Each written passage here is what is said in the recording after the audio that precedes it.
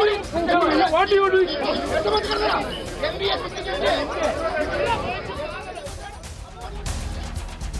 Well, what you're seeing on your screens right now is a protest against the Silver Line, a railway project that the Kerala government has been bent upon. In fact, this project, of course, has been opposed not just by the Congress as well as the BJP in Kerala, but all opposition parties have been opposing this project in Kerala. Do remember that Kerala is an ecologically very sensitive state, and this is one of the reasons why the central government as well as other parties have opposed this project. Let's listen into a reaction that we are now getting from KC Venugopal on this.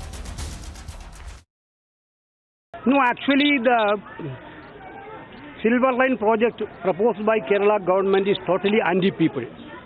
30,000 people are in the fear of eviction. Not only that, Kerala is an economically fragile state. Not many floods had happened earlier, and ecologically very fragile state like Kerala cannot afford this type of major project. Without having an environmental impact study, Kerala government is bulldozing this project on the people of Kerala, which cannot be acceptable. So very clearly, we are telling there should be an economically viable project. This is not an economically viable project. So today, entire Kerala people are protesting against this. Now the Prime Minister is coming to, Chief Minister is coming to meet Prime Minister to get a sanction from the central government. We are seeking Prime Minister of India to see the concern of the people of Kerala and to try to stop the Chief Minister of Kerala from this project.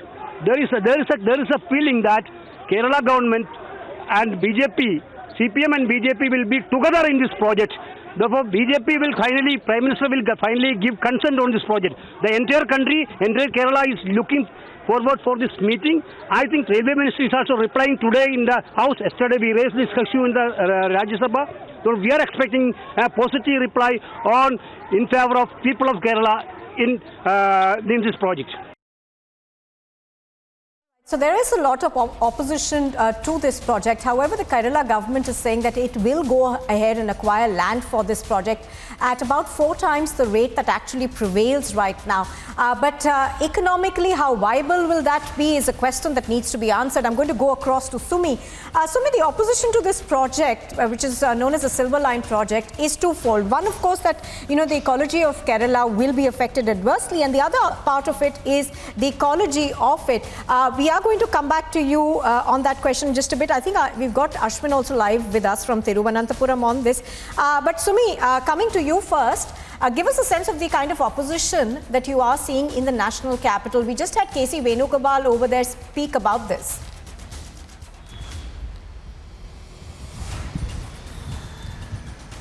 Yes, absolutely. There is an opposition in place, and in fact, Congress, the UDF party, has been constantly voicing out their concerns against this project that the Pinarayi Vijayan government is moving forward with.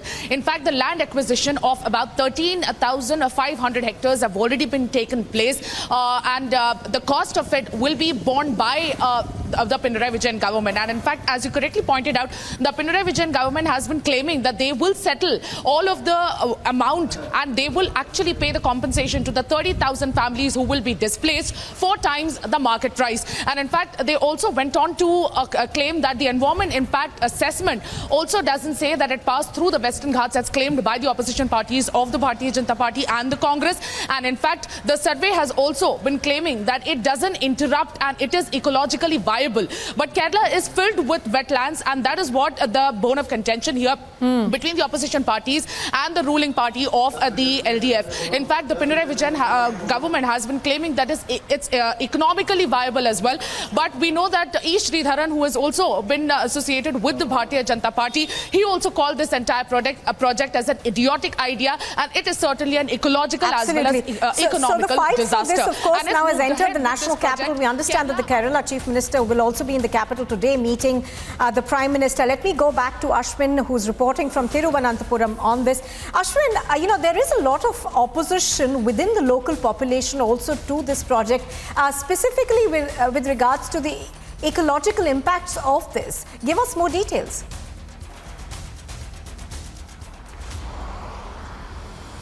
Nupur, this is absolutely true. There has been a large-scale protest which has been erupting across different places in Kerala.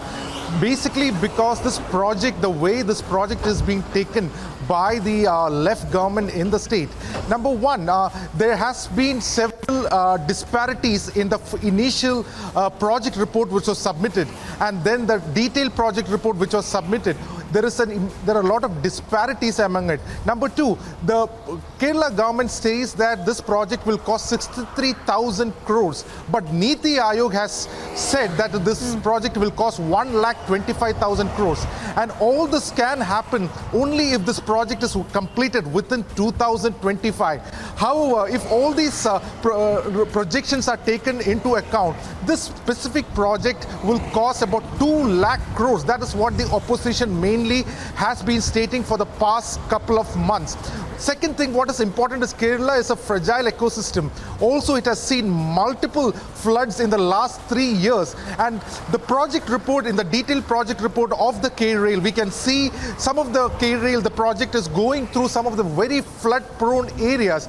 Now, this has also been one of the bone of contention. Thirdly, the detailed project report has got a lot of errors in it. In fact, there are some very blatant errors which can even be what the opposition says can be called as a crime, because the soil report in some of these detailed project report itself is wrong, which means a big project like this, which needs to take public into account. Now, I have personally spoken to people who have been affected. What they are saying is that the K-Rail officials are directly jumping across the wall and placing the survey stones, and no information or notification is provided to them, to the people who are supposed to give their land for this project. So the government of Kerala is trying to bulldoze this project through without taking the people into confidence, and that is the reason why the Congress as well as the BJP has been protesting. Right, so essentially in a nutshell what you are saying is that the project report points to certain discrepancies. Thank you very much for joining us, both of you.